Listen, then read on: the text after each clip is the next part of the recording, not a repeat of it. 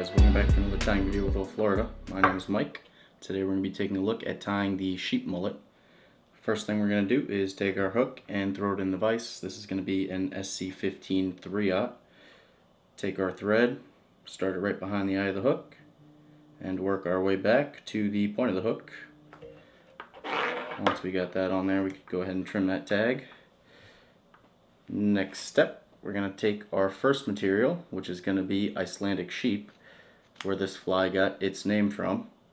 I'm going to cut a pretty healthy piece off. I want the tail to be around 5 inches, so cut a full chunk, probably a full pencil width thick. When you tighten it pretty tight, I'm going to go ahead and take my fingers and go ahead and comb that underfluff out. Make sure you get all of that out because there's quite a bit and it'll add too much bulk. Then I'm going to make a nice candle wick shape with my fingers. As you can see, it gets all nasty over here. I'm just going to go ahead and pull the long fibers out and clean this up just a little bit more. Once you got that all done, we are going to place it over the shank of the hook, the whole clump, and kind of roll it in our fingers. This tail should be around 5 inches, like I said, coming out the back. I'm going to do 2 capture wraps. I'm going to pinch that. I'm going to tie that down nice and tight, probably 6, 7, 8 wraps, and then pull that nice, make sure it looks good right where you want it. Got a good coverage.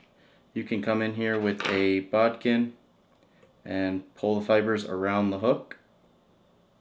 When you go ahead and capture it around the hook shank, sometimes some will fall to the other side. That's not a problem at all. Then we could come in here and trim this material. It doesn't have to be perfect. I actually don't mind a super rough cut. Kind of just angling the scissors toward the back a little bit. And we're going to put some tight wraps to clean that up. It's totally okay if this looks pretty ugly here. That's not a big deal at all. We're going to be covering that. After we got that down, we're going to take another clump. It's going to be around the same thickness, maybe just a little bit less this time. A little bit less and a little bit longer actually, because we want to tie it in front of, but we want the tail to be the same length. We're going to repeat the same process with cleaning up this material. So we're going to pull out all the underfluff, holding really tight at the base, using our fingers to pull it out. And then same thing, come in here, try to match a candle wick shape, pull out the super long fibers so we're left with a nice piece that looks like a tail. We're going to go ahead and match that up with the tail that's existing there already. Same exact process. Go ahead and lay this all over the hook, making sure you get nice complete coverage, making sure it's matched up in the back. Then we're going to go ahead and take our bobbin, do 2 nice capture wraps, pinch down and pull, and then we could tie a couple good wraps, maybe 10 wraps, securing that down nice and tight. We're going to do the same exact thing. Come in here, pull the material on either side of the hook. If we happen to roll it over a little bit too much, and then that's going to be our done tail actually. Super simple. Clean it up. If you want, do not cut the tail with scissors, but if you want to clean it up just a little bit, you can actually rip some of the material off. It looks so much cleaner than doing it or cutting it. And then same thing, rough cut, doesn't have to be perfect. You can actually kind of taper it a little bit to the front. So when you tie this in, you get a slight little ramp all the way up to the front. You can put as many wraps down here as you want. I'm just going to kind of make it a little bit smoother than what it is. I'm going to take my thread, after I clean this front section up just a little bit, move it all the way to the back. And then, next step, take our brush. This is a Siniochromatic 3-inch live bait. Take a crappy pair of scissors. I'm just going to cut that stem just a little bit. Have a nicer tie-in point. I don't want it passing the front of the hook. Important step, tying this brush as far back this way as you can will really help, and makes it so the material is not like separated. So when you tie this in, tie it as far back as you possibly can. I like to leave just a little bit of a gap. As you can see, it's kind of hanging a little bit past.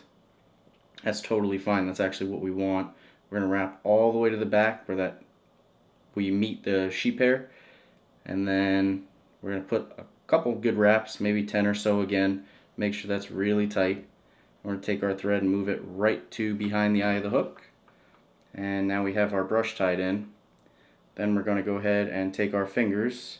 I like taking my middle finger and my thumb, kind of coming in here from behind and pulling all that material backwards, kind of forming a good V shape. It's easier to palmer when you start, especially with a full brush. And we're going to use about half of this brush. So going all the way up just about half, making it nice and easy for us. And now we're going to start palmering.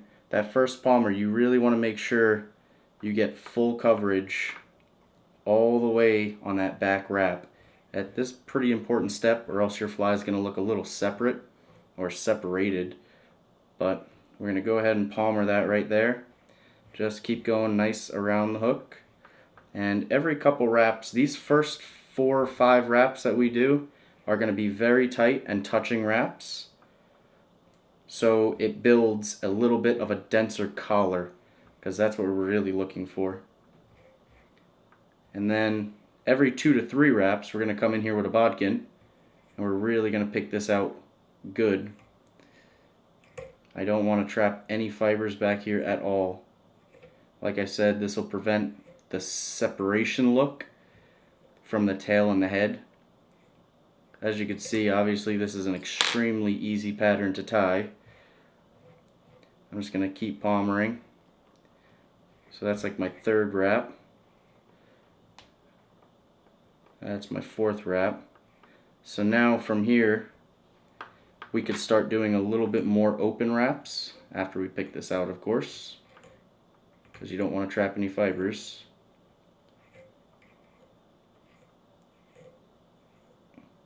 Make sure we pick this out nice and good.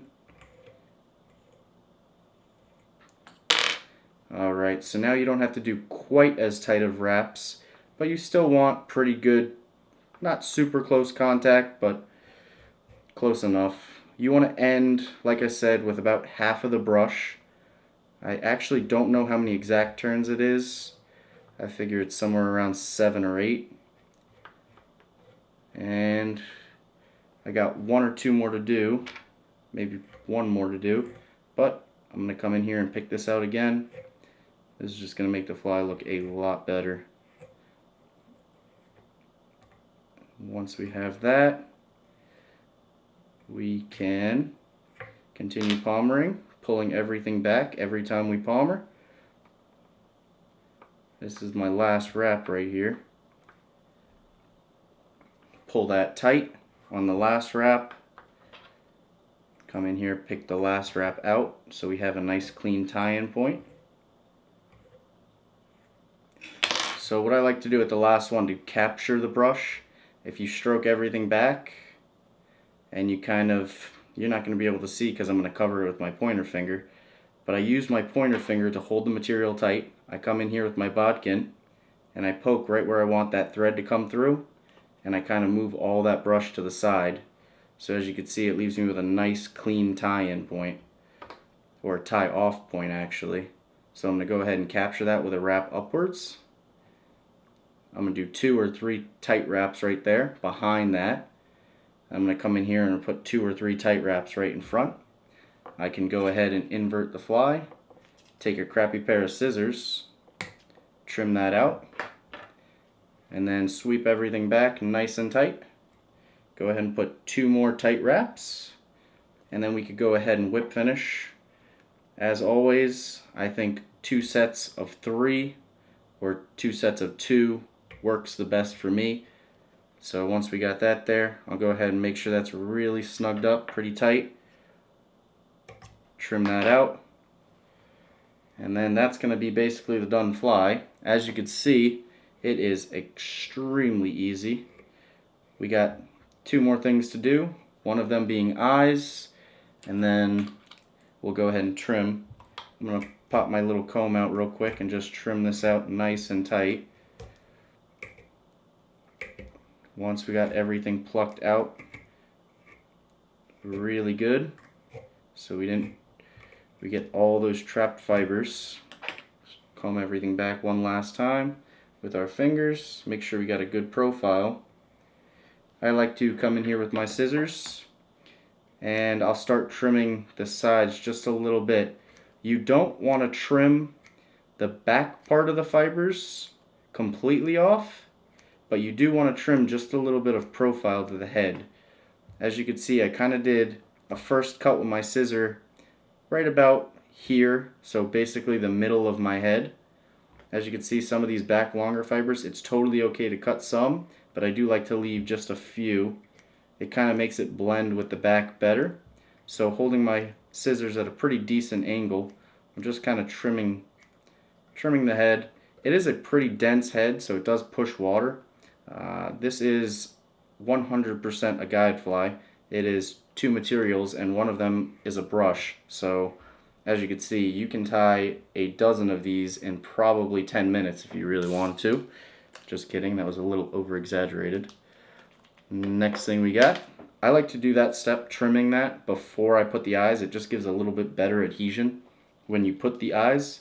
So we're going to take our eyes, nice 3D silver eyes.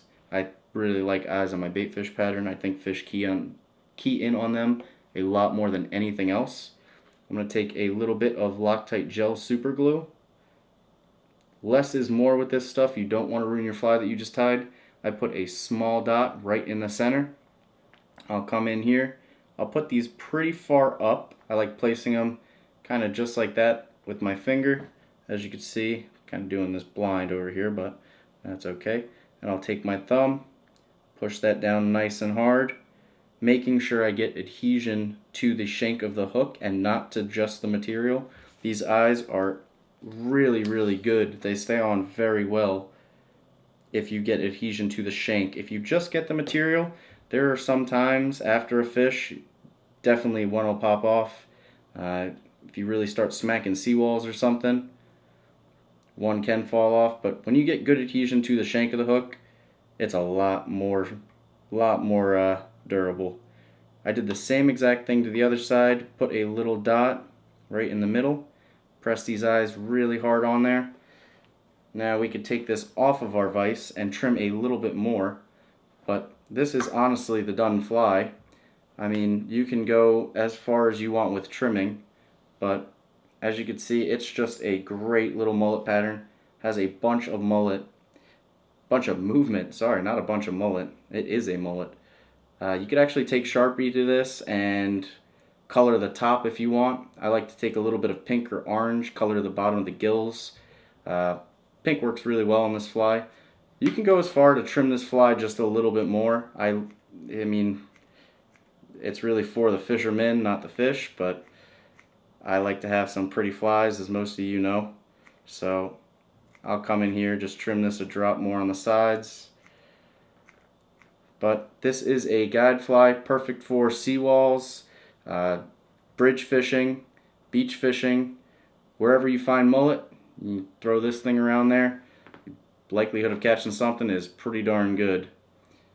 So thanks for watching today's video on the sheep mullet, and we hope to see you in a future video. If you want to see more videos like this, go head over to our website or check out our YouTube channel, where you can find a full lineup of videos for tying lessons, material reviews, reviews in general, and we offer free shipping anywhere in the US with no minimum, so that's also a big bonus. Thanks for watching.